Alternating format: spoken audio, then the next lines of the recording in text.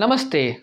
Welcome to another episode of six-part series of China's food security dilemma. And in this video, we'll discuss one of these points.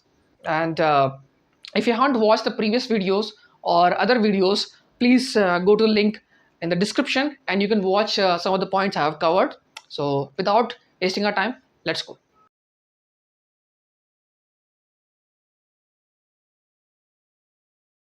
Next point is very important because it's based on public perception of about scientific advancement.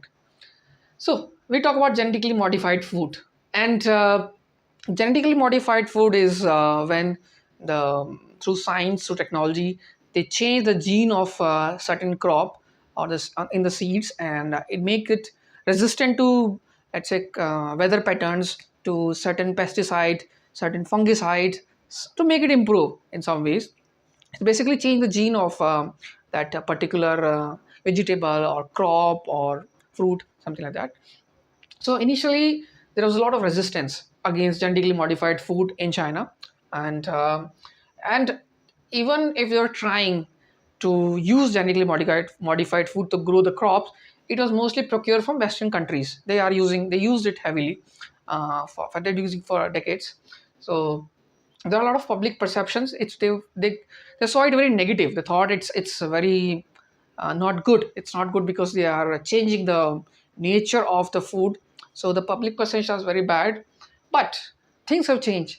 In recent years, things are okay. Public perception is okay. Government of China is also investing a lot in modifying the seeds to make them more resistant to, let's say, climate change, to make them um, prone, make them something that they can grow in a less water. So they're making changes, and they're investing heavily on it. They built a commission out of it. I think they made a commission of China Genetic Modify Agriculture Commission, and they made a plan for it. They also encouraging private sectors, universities, and all the entire ecosystem is part of it. Anyways, let's talk about India now. Sorry, there's a spelling mistake here. It should be I, India, I. So the problem in India is that we haven't accepted genetically modified feed so far. A food or a crop which is grown from genetically modified seeds is, it's just because we didn't face food issues. We don't have food scarcity. We don't have food security problem. We might have all the other challenges of food distribution, malnourishment, but as such, we are growing sufficient food for our population, and we are not in a position like China at the moment. And government did try to conduct some trial, but as far as I know, maybe I'm wrong. As far as I know, we just allowed the cultivation and commercial basis for cotton, which is not really it's not a food, actually. It's for beering. So but we might have to see in the future if we end up having some problems like China on related to food security. We may think in this direction. The next topic or next point is quality issues with the food which is being currently grown in China. And it's not something new in India. We also have the same problems. Let's go one by one. And China has rocked by scandals or quality, like some sort of food has been approved to be consumed, and a lot of infants have got sick. So some officials were terminated, but those were scandals in the past because in China is a big country, and just like India, you may have some problems with certain officials to reach the targets. They approve certain products which are not quality wise satisfied to be used, to be consumed by general public. But those kinds happen in the past, and that has reduced the confidence of local Chinese populations in the locally made food, and that's where imported food from abroad get preferred. In certain sections, the food which is being imported from other countries being labeled or being considered, or it's a perception of public that it's better in quality compared to what is being grown locally because of those scandals in the past. And that's a problem, I think. And again, and we'll talk about the growing crop or growing those grain. during the cultivation, the heavy use of pesticides is creating uh, some problems at the end of supply chain for the users if you're using the pesticide heavily. And I think we have the same problem in India also. Certain areas in certain agriculture products, pesticides are being used heavily. And China has a huge problem of lack of quality control. Now, China is a big country just like India, and this sector of entire food chain is not necessarily fully organized. It's unorganized in many ways, and it's been difficult. It has been difficult to maintain the quality, equal quality at all levels, and that's the problem China faced, and they're struggling with it. So they're trying to do something about it.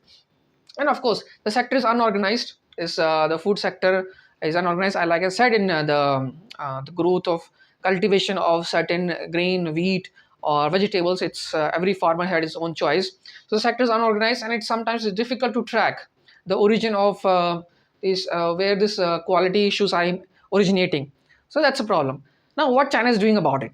Okay, so they are trying to uh, provide more funding for research and development, to develop technologies to identify the quality issues much earlier at the early stages.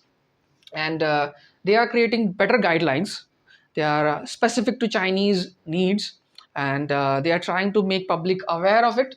They are trying to make public aware of it, and they are also using the new technologies like artificial intelligence, so that by looking at let's say certain food, if you just view it, the food from the camera, then you can see if it's good quality or not, or if there is some insects or bug on. If there is an insect on it, what kind of insects inside it, what could be the remedy for it. So they are trying those kind of solutions, and they are also making public aware of it to use those solutions, and also asking public to report or to find out if they are facing some quality issues, and they're asking public to actually check from themselves while buying.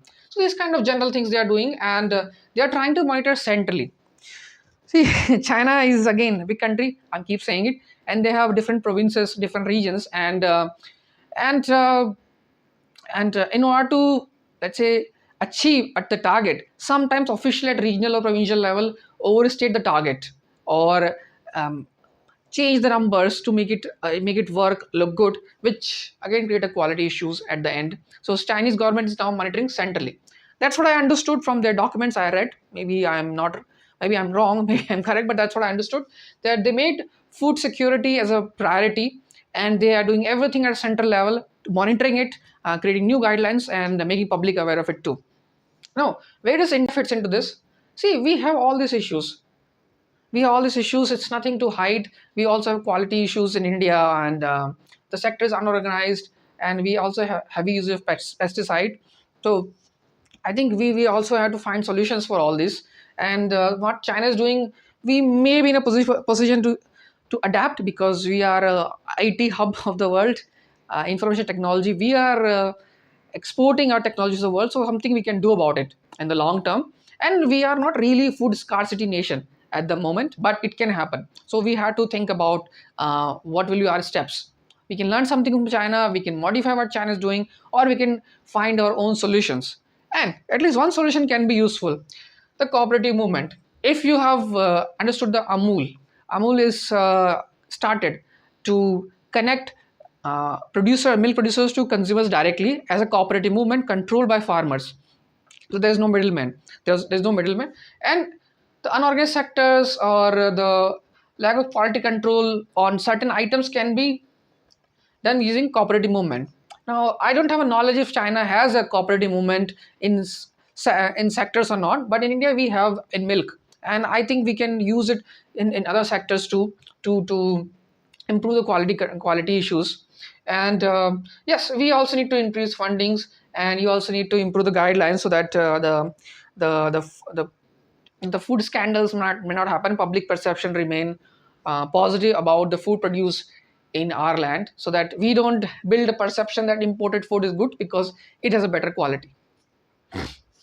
Thank you for watching this video, and you can watch more videos of the same series either in the link given in the descriptions. And if you like this video, please share it with others. If you want to know more about India-China relationship from the Indian perspective or a geopolitical from Indian perspective, please subscribe to my channel. And till the next video, namaste.